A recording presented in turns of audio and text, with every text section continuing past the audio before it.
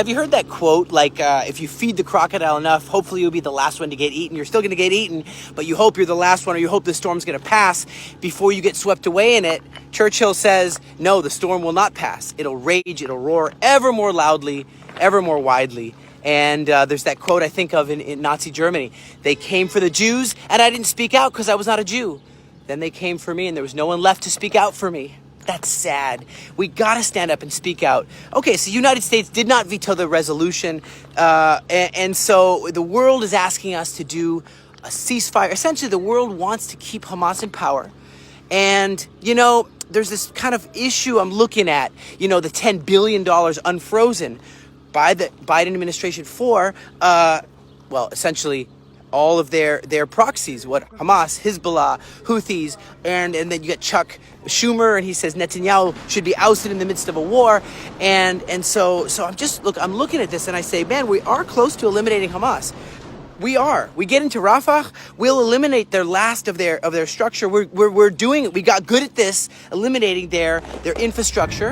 And Prime Minister Benjamin Netanyahu, he says, let's go ahead and produce a plan here, a large-scale evacuation of the people of Gaza to the surrounding communities out of Rafah, okay, with the goal of the total dismantling of this terrorist infrastructure before these zombie apocalypse annihilatingly, demonically, diabolically driven, merciless killers can mount another attack, right?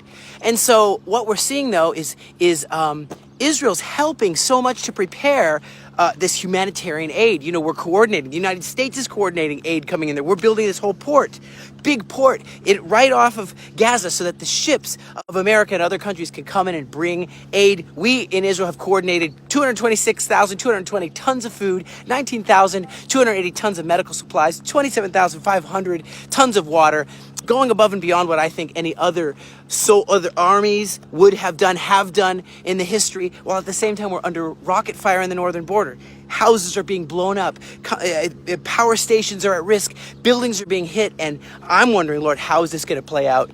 And so at the same time, we're trying to help the communities in the South, and I'm so blessed and honored to hear this gentleman thank us and say, hey, thanks for getting this going, helping the South to blossom and to bloom, to be able to return once again.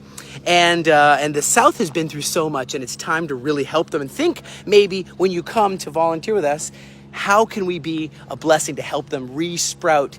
And I just want to read this over the soldiers right now. There's so many going through mental trauma and going through hardships, being admitted into really mental care units. Let's read together. The Lord is my shepherd, I shall not want. He makes me to lie down beside the green pastures, leads me beside the still waters. He restores my soul. He leads me in the paths of righteousness for his name's sake. This is written over Israel. Yea, though I walk through the valley of the shadow of death, all those dead people, all our friends, I will fear no evil. You are with me. Your rod and your staff, they comfort me. You prepare a table before me in the presence of mine enemies. Right? That's like that Gaza aid right there. You anoint my head with oil, my cup runs over. Surely goodness and mercy will follow me all the days of my life, and I will dwell in the house of the Lord forever. Psalms 23. Your goodness is running after me. I really want to thank our friends at the Aliyah Return Center for the great contribution and help right on time and in time during the first weeks of the vicious attack from Gaza on our students, staff, and of course all the residents of Sderot and the area around Gaza. You know the story, of course. So we were all evacuated, scattered all over the place. And your contribution really helped us to keep things together, to keep our hands together and take care of our students